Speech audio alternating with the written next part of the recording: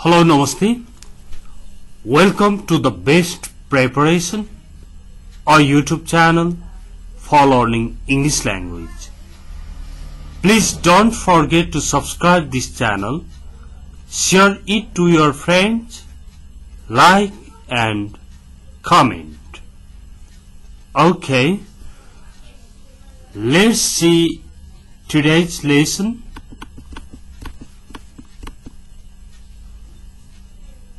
यहाँ हेर्नुहोस् त आइदर और यो आइदर और भनेको के त भन्दाखेरि आइदर या त और कि त यो किन पढ्नु पर्छ या त तिमी आऊ कि त रामलाई यहाँ पठाऊ एकजना त चाहियो भन्नुपर्छ कहिले कहिले या त राम आउँछ कि त हरि आउँछ भन्नुपर्छ यसरी या त कि त चाहिँ दैनिक जीवनमा प्रयोग भइराख्छन् त्यही भएर पढ्न खोजेको हो तर यो पढिरहँदा अथवा यो प्रयोग गरिरहँदाखेरि के समस्या आउँछ भन्दाखेरि नि एसभी समस्या आउँछ subject verb agreement subject verb एग्रीमेन्टमा समस्या हुन सक्छ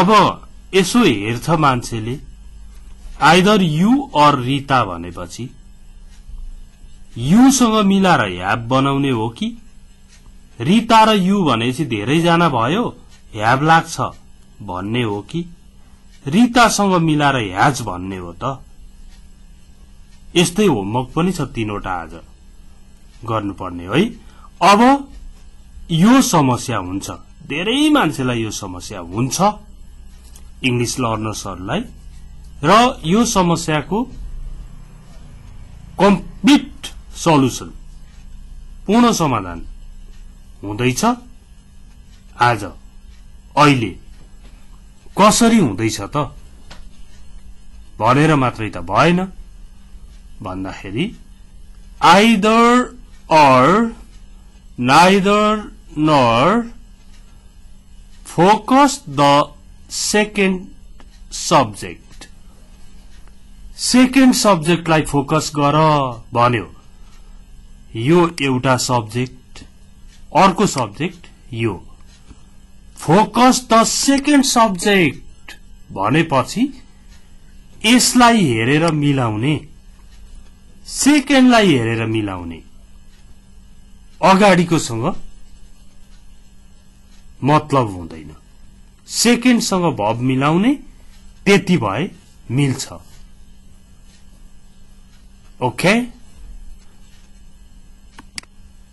अब या तिमी या रीता जाँदैछौ भन्नु पर्यो भने either you or Rita is going you छ आर लाग्छ कि भन्नु पर्दैन यता सेकेन्ड सेन्टेन्सलाई हेर्ने त्यही अनुसार verb मिलाइदिने सकिहाल्यो either you or Rita is going now okay अब हेर्नुहोस् त या त तिमी कि त रीता गएर तिनीहरूलाई सहयोग गर्नुपर्छ तिनीहरू समस्यामा छन् या त तिमी कि त रीता गएर तिनीहरूलाई सहयोग गर्नुपर्छ they are in problem they are in trouble problem तिनीहरू समस्यामा छन् either you or Rita has to go and help them you सँग त have to लाग्छ कसरी has to आयो अझ यू रीता भनेपछि त झन् दुईवटा छ भन्नु पर्दैन किन फोकस द सेकेन्ड सब्जेक्ट यसलाई मात्र फोकस गरिन्छ त्यसो हुँदा रीतासँग त याजै लाग्यो either you or Rita has to go and help them. अब either or र neither nor को प्रयोग गर्दा तपाईमा कन्फ्युज हुन छोड्छ। यो हेर्नुहोस्, एक दुई पल्ट हेर्नुहोस्, तपाई पुरै जान्ने हुनुहुन्छ। ओके, या त तिमी कि त रिता गएर तिनीहरुलाई सहयोग गर्नुपर्छ।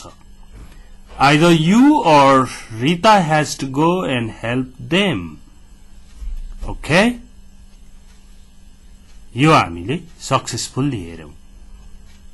Now, let's move on to another slide. या त ती केटाहरूले एकजनाले भन्दैछ यहाँ मेरो पर्स चोरी भयो। त्यो चोरी भयो भन्ने मान्छे चाहिँ तीन चार जना केटाहरूसँग पनि बसेको थियो अनि एउटा केटी पनि उसँग नजिकमा बसेकी थिए। अब त्यो अर्को मान्छेले, जो मान्छेलाई मेरो पर्स चोरी भयो भन्दैछ नि, त्यो मान्छेले अब भन्छ कति बेर थियो तिम्रो पर्स?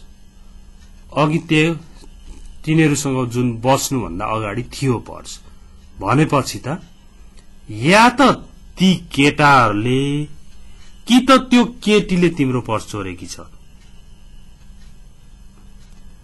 भन्नु पर्यो भने either the boys or the girl has आयो। किन? the boys सँग त have लाग्छ, तर यो either or वाला इंग्लिश पर्यो। यसमा सेकेन्ड सब्जेक्टलाई हेरिन्छ। द गर्ल भनेको एकजना छ, त्यसकारण has आयो। either the boys or the girl has stolen your purse। अब तपाईले आई थिंक भनेर भने पनि हुन्छ। आई थिंक अगाडि लगाए पनि हुन्छ, पछाडि लगाए पनि हुन्छ। सुन्नुहोस् है, I think either the boys or the girl has stolen your purse भने पनि हुन्छ।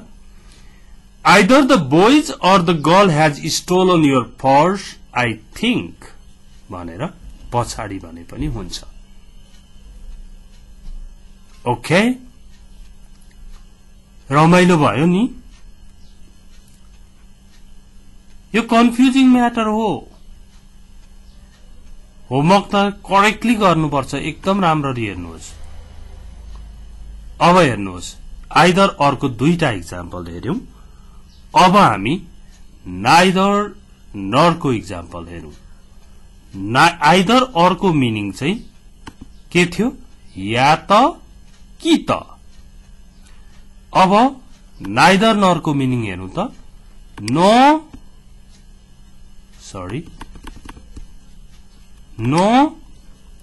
न त भनेको कस्तो भन्दा, न त्यो केटाले न त उसका बाबुआमाले हामीलाई सहयोग गरिरहेका छन् भनेको त्यो केटाले पनि गरिरहेको छैन सहयोग, उसका बाबुआमाले पनि हामीलाई सहयोग गरिरहेका छैनन् भनेपछि अब यहाँ हेर्नुहोस् त, neither the boy nor his parents are helping us। Are आयो, द बोय सँग इज लाग्छ, तर आर किन आएछ? his parents भन्ने बित्तिकै प्लुरल भयो, आर लाग्यो। neither the boy nor his parents are helping us। न त्यो केटाले न त उसका बाबुआमाले हामीलाई सहयोग गरिरहेका छन्। That means neither of them are helping us।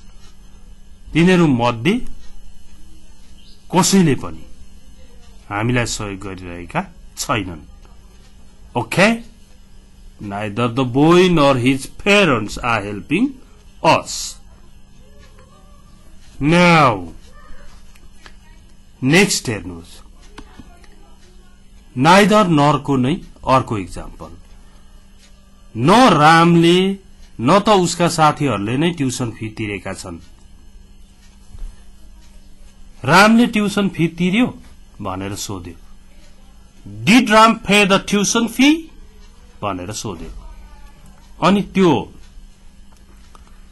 अकाउन्टमा बस्ने मान्छेले भन्यो न रामले न त उसका साथीहरूले नै ट्युसन फी तिरेका छन् भनेको कसैले पनि तिरेका छैनन्। अब हेर्नुहोस् त, neither Ram nor his friends have paid the tuition fee। have आयो, रामसँग त has आउँछ, तर केसँग मिलाएको हो? his friends सँग चाहिँ मिलाएको हो, त्यसकारण have आयो। न रामले न त उसका साथीहरूले नै ट्युसन फी तिरेका छन्। neither Ram nor his friends have paid the tuition fee। Okay, यसरी हामीले पढ्यौं। अब अर्कै टपिक पढ्नु छ, अर्को टपिक तर यस्तै। के टपिक हेर्नु त, अलोङ विथ। अलोङ विथ भनेको साथ साथै। अलोङ विथ, अलोङ विथ भनेको साथ साथै।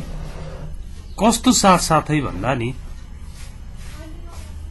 जस्तो बोस उसका सहयोगीहरू साथ फिल्डतिर जाँदैछ।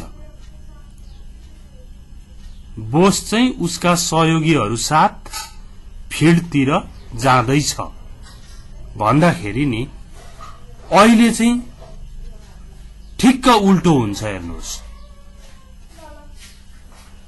यो चाहिँ अलिक बढी एडभान्स कुरा हो है, तपाईलाई सधैँको लागि हुन्छ। हेर्नु है, एज वेल एज अथवा अलोङ विथले चाहिँ फोकस द फर्स्ट सब्जेक्ट, अघि सेकेन्ड सब्जेक्ट अनुसार भब मिलाइथ्यो, अहिले चाहिँ पहिलो सब्जेक्ट अनुसार भब मिलाउनु पर्छ। बोस उसका सहयोगीहरू साथ फिल्डतिर जाँदैछ भन्दा the Bose along with his helpers is going to the field। हेर्नु त, हेल्पर्स देख्दा त आर लाग्नु पर्ने हो नि, तर किन इज भयो त यो भन्दा फर्स्ट सब्जेक्ट यो, सेकेन्ड सब्जेक्ट योसँग मिलाउने होइन। आइदर अर नाइदर नरमा चाहिँ योसँग मिलाइथ्यो, हेल्पर्स हुने बित्तिकै आर हुन्थ्यो, तर एज वेल एज र अलोङ विथ को केसमा चाहिँ फर्स्ट सब्जेक्टसँग भब मिलाउनु पर्छ। फर्स्ट सब्जेक्टसँग भबको एग्रिमेन्ट हुनु पर्छ। त्यही भएर बोस उसका सहयोगीहरू साथ फिल्डतिर जाँदैछ भन्नु पर्यो भने the boss along with his helpers is going to the field भनेर बनाउनु पर्छ। अब एउटा हेरौं, के हेरौं? As well as. As well as भनेको पनि साथ साथै। राम उसका बुवा आमाको साथै किनमेलको लागि बाहिर गएको छ। Is Ram at home? No, छैन। राम चाहिँ उसका बुवा आमाको साथै किनमेलको लागि बाहिर गएको छ भन्नु पर्यो भने Ram as well as his parents has gone out for shopping। हेर्नु त, यो has किन आयो? पेरेन्ट्स सँग त have लाग्छ त भन्दा यो as well as र along with को केसमा फर्स्ट सब्जेक्ट अनुसार भब मिलाउने। फर्स्ट सब्जेक्ट राम छ, त्यही भएर has gone भयो। राम उसका बुवा आमाको साथै किनमेलको लागि बाहिर गएको छ Ram as well as his parents has gone out for shopping Okay Now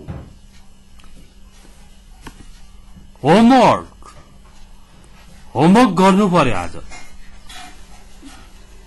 Sorry Choose the correct verb from the brackets यहाँ ब्र्याकेटमा दुईटा verb दिएको छ यिनीहरु मध्ये कुन करेक्ट हुन्छ त्यो छान्नु पर्यो यो आइदर अर यो नाइदर नर यो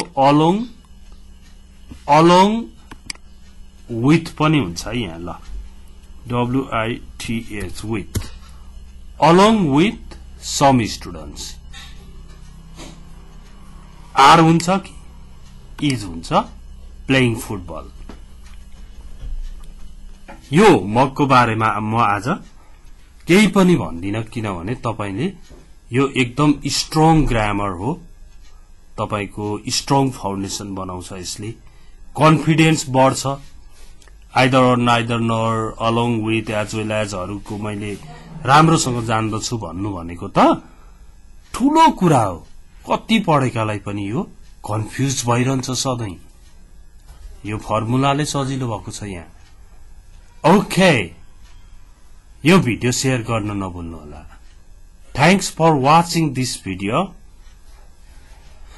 टेक केयर बाइ बाइ